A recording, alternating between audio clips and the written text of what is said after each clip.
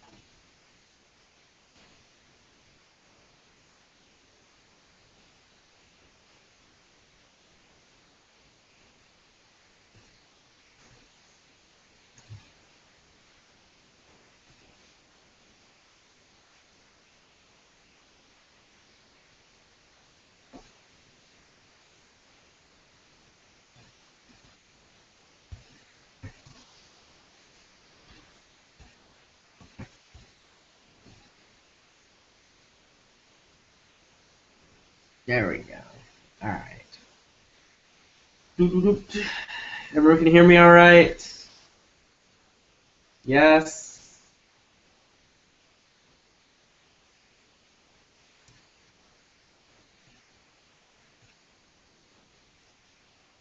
Awesome. Okay, I have IRC over here, and then I have the community hangouts over here.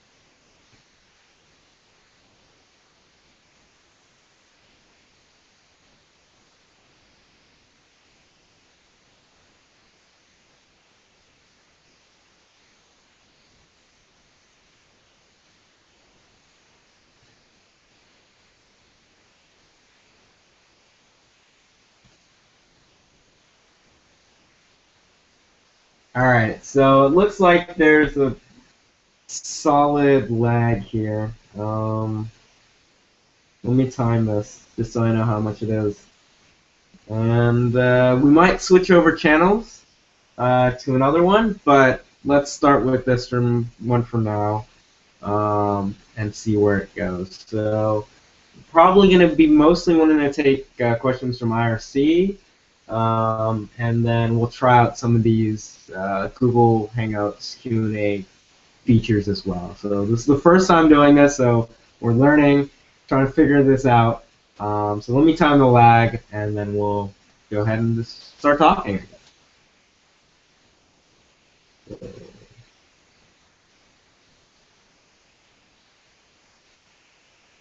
Go.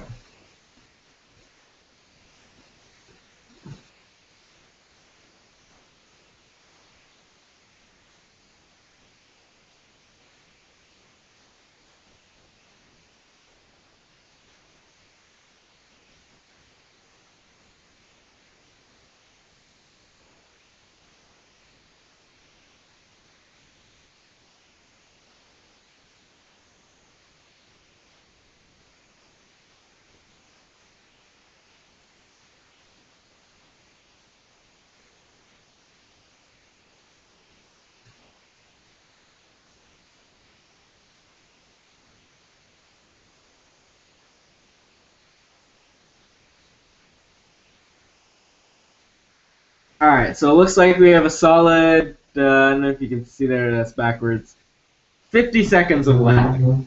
Um, so let's just keep that in mind as I answer questions. That there is a solid minute between when you ask your question and I'll be able to respond and you see it. So that's just how it is, I guess, for now. So we'll work with that. So I guess I should start off by introducing myself. I'm Sean Wilkinson. I'm the lead developer and founder of Storj. Let's do some housekeeping here and make sure everyone has the proper link, and put some of this out of our social media here. So let me talk with the team.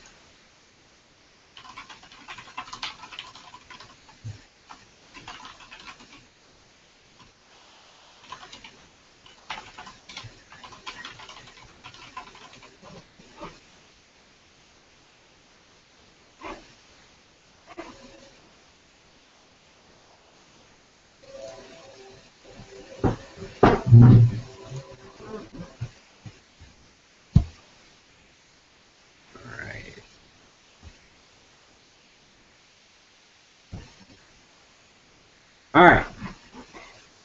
I guess we're ready to go. Is everyone ready?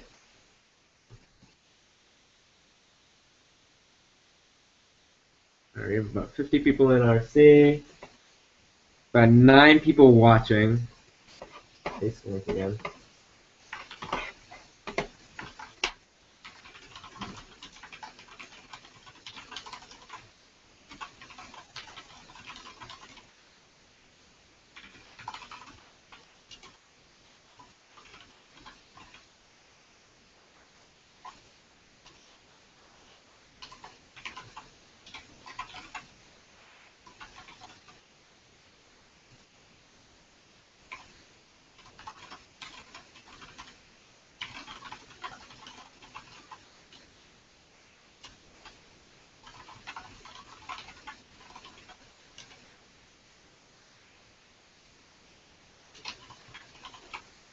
All right, so we're probably going to be kind of doing a full reset at 6:30. Give people a chance to filter in, bring on some of our media team, and get the rest of the team in here. So we're just going to start talking, really, and then we'll kind of do a reset at 6:30. So we might keep the same link, or we might transfer to another one, just as long as we have everyone on the same page.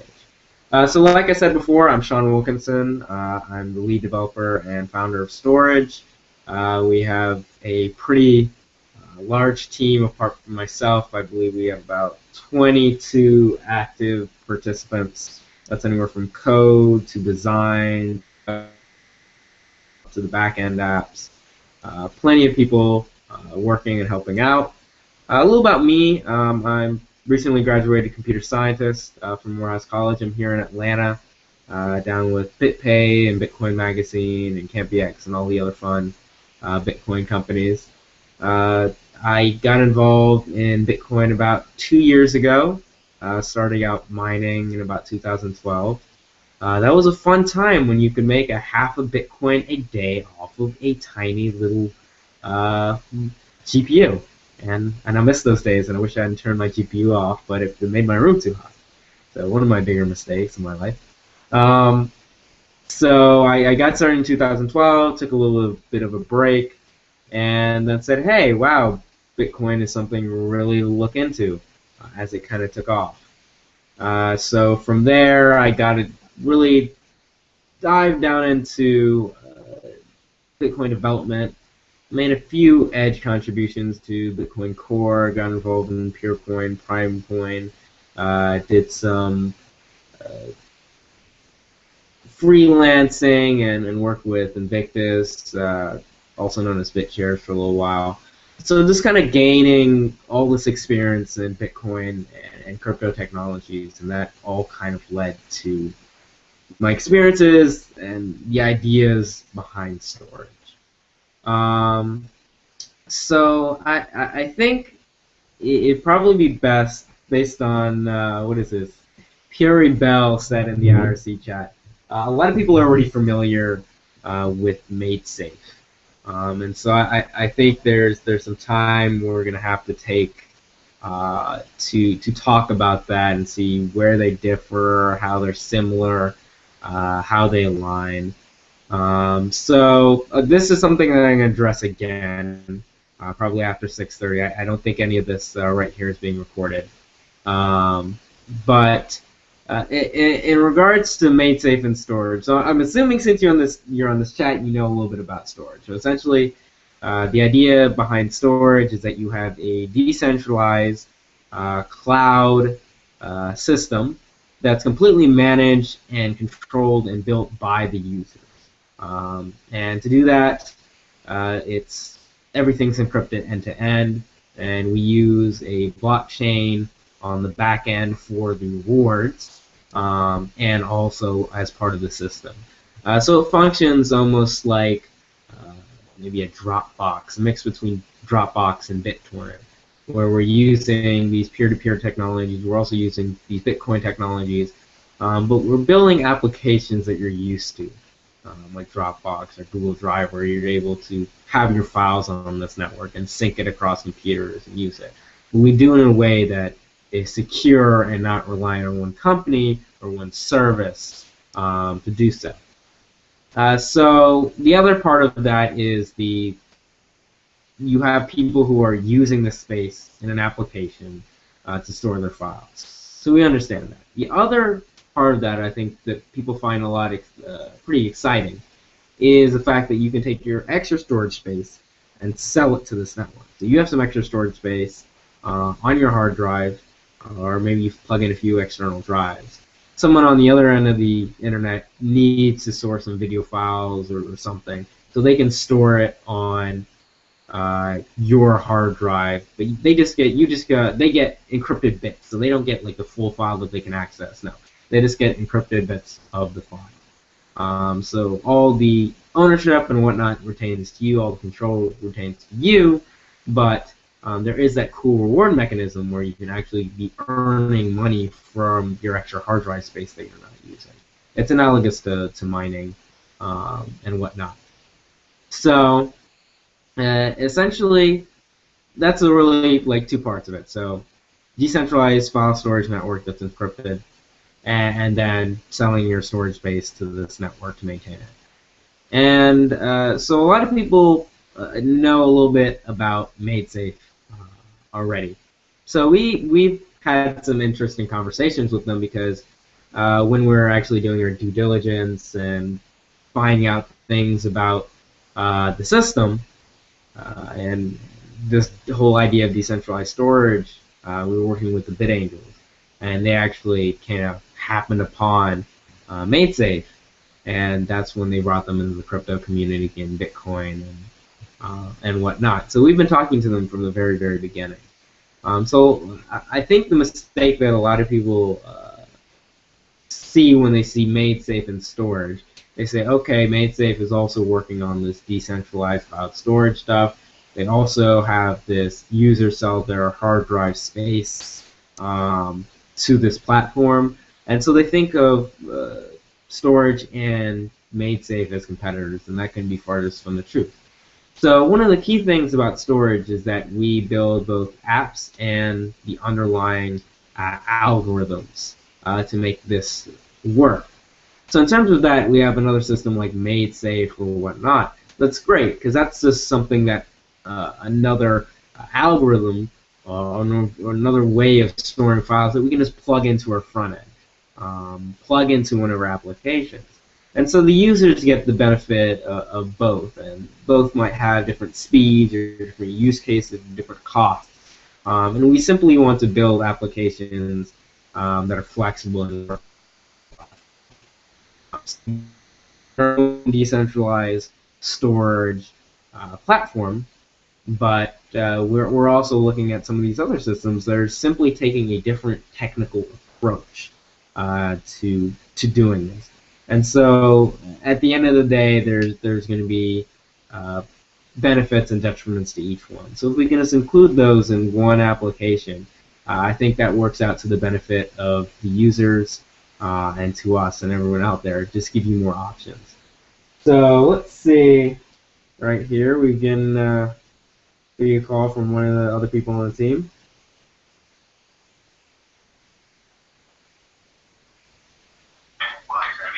Hello. All right, so this might be the other. I'm doing a broadcast right now for the people in IRC, so we might. Yeah, let's see. Here, now I'm doing 2 video calls at once. Hold on while we organize with the rest of the team and see if we're going to switch over to this video call or stay on this one. All right.